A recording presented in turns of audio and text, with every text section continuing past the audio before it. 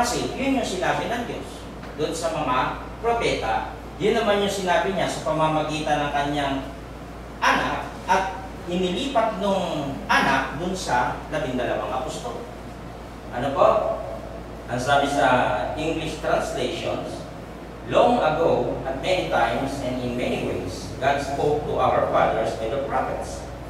But in these last days, He has spoken to us by His Son, whom He appointed the heir of all things, to whom also He created the world.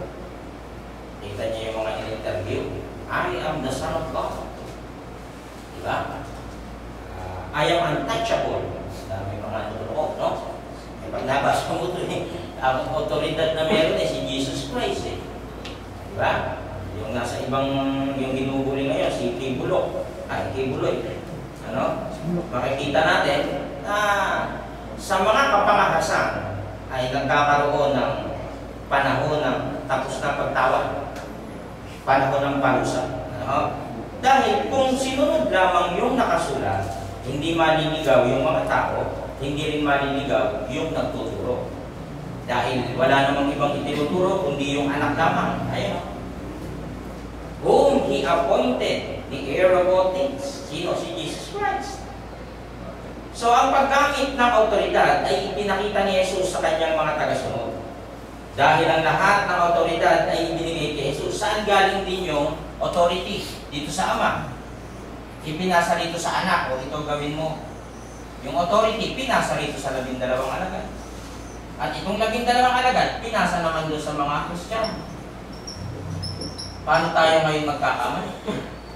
Kung sinusunod natin ang nakasulat. Diba? Matthew 28:18.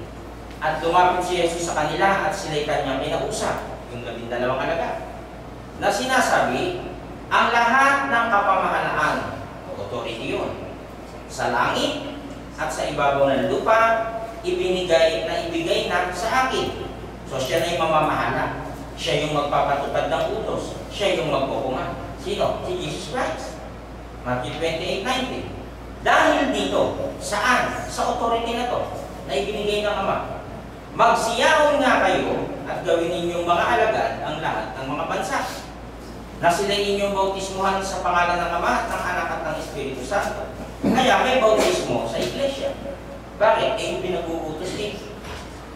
Ano? Pag may nagsabi na isang kapatiran, hindi nyo kailangan ng bautismo. Ay, hindi aral ni Kristo yan. Tutulak ko yan. Yun.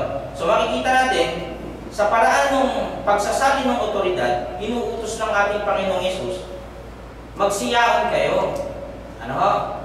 Ito ay general command na kung saan sa iyong pagyaon at sa paggawa ng alagad, bahala ka kung paano mo gagawin alagad ang isang tao. Sasakay ka ba sa kabayo? Magtatricycle ka ba? Sasakay ka ba sa bangka? Sa barko? Kaya hindi naman nila Apostol Pablo. Sasakay ka ba sa aeroplano? Paano mo ipapangaral? Gagamit ka ba ng verbal? Gagamit ka ba ng PowerPoint? Paano mo ipapangaral? Gagamit ka ba ng social media? Ng mga social media platforms? Paano mo ipapangaral? Sa general command, ipangaral. Ano? Sa anumang paraan, ipapangaral ng mga alagad. Kasi iba na panahon natin ngayon. Pag naipangaral, sila inyong bautismuhan sa pangalan ng Ama at ng Anak at ng Espiritu Santo. Di ba? General command. Great Commission. Ano ho? Pinababautismuhan ang lahat ng gagawing alagad. Utos ng ating Panginoong Yesus. Pag nabautismuhan naman, ano na gagawin? Hindi na ba kami hindi sumamba? Hindi po pwede po. Bakit?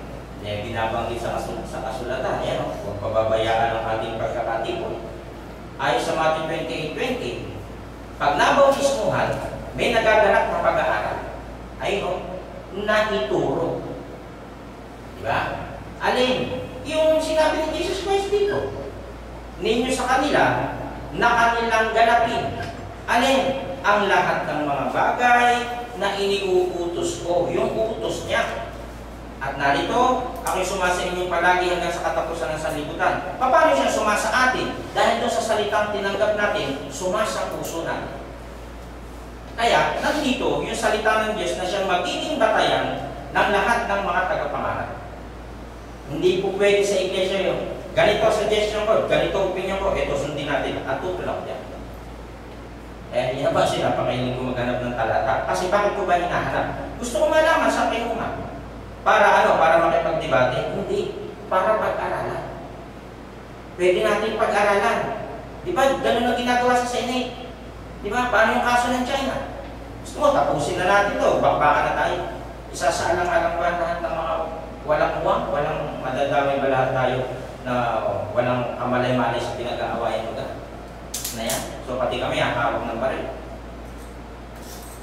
Walang exemption, pati bakla, tomboy, babae. Lalaban tayo. Ganun yun. Okay na lang mamatay. Pinag-uusapan ito, lahat ng mga ito. Kaya ang utos hindi dapat maiba. Ano po? What I'm trying to say is nakasulat yung ating ipatutupad na utos na may basihan. Dahil yun ang sinabi ng Panginoong Hesus. And Jesus came and said to them, all authority in heaven and earth has been given to me. Siya yun na yung master natin. Siya yung pinuno natin. Go therefore and make disciples of all nations, baptizing them in the name of the Father and of the Son and of the Holy Spirit, teaching them to observe all that I have commanded you. And lo, I am with you always to the close of the age. Hanggang sa siya ay dumating. Ano po? So yung otoridad na yan, ipinasa sa 12 alagad at ipinasa naman sa mga Kristiyano. Makikita niyo mamaya kung ano yung sinasabi sa mga Kristiyano. Do not go beyond what is written. Ano? Huwag kayong lalampas sa nakasulat. He claims all authority and then tells those who fall under his authority what to do. The authority to baptize in the name of the Father, the Son, and the Holy Ghost of God, and the authority to teach, Jesus commands. In the exercise of this authority, the believer is simply obeying orders. Hindi napansin ka, ang dami-dami nag-aaway dito. Bakit gano'n? Iisa tayo ng binabasa, hindi tayo magkaintindihan. Kasi may lumalampas sa nakasulat. Ayan ngayon ang resulta, napakaraming relihiyon. Iisa naman kay Kristo Jesus, pero hindi magkasundo-sundo. Bakit? Dahil dun sa aral. Walang problema dun sa aral eh. Ang may problema dun sa nag-i-interpret, dun sa mga tumatayo, dun sa mga pastor, dun sa mga nagtuturo, nagkakaroon ng problema. Lalong-lalo pag hindi gumagamit ng context. Ganun po ang nangyayari sa iglesia sa panahon ngayon. Kaya para matapos ang lahat, matutupan, saan nakasulat ang sinasabing ito? Pakibasa. Ano po? Para hindi tayo magkamali. Bakit? Hindi natin alam yung mga nangyari doon. Huwag na natin pahirapin. Tingnan na lang natin dito yung sinasabi ng Panginoong Hesus para siya ating masunod, hindi tayo magkamali. Paul exhorted Titus to teach the scripture boldly with authority. Ayon sa Titus 2:15, these then are the things you should teach, encourage and rebuke with all authority. Do not let anyone despise you. Sabi ko niya, iniwan ni Pablo, eto si Paul, iniwan ni Pablo si Titus dito sa Creta, church in Crete. Ito namang si Timothy, iniwan sa Ephesus. Ano ba layunin? Bantayan ang aral. Anong aral ang dapat masunod? Aral ng Panginoong Hesus.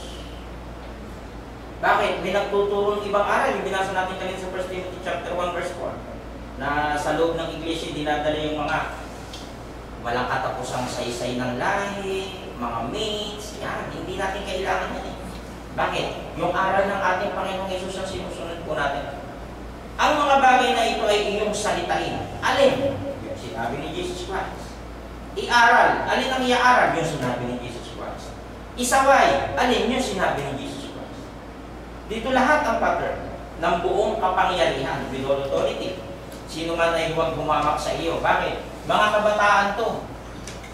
Pwedeng sabihin ng matatanda, bata-bata nyo. Alam nyo na lahat.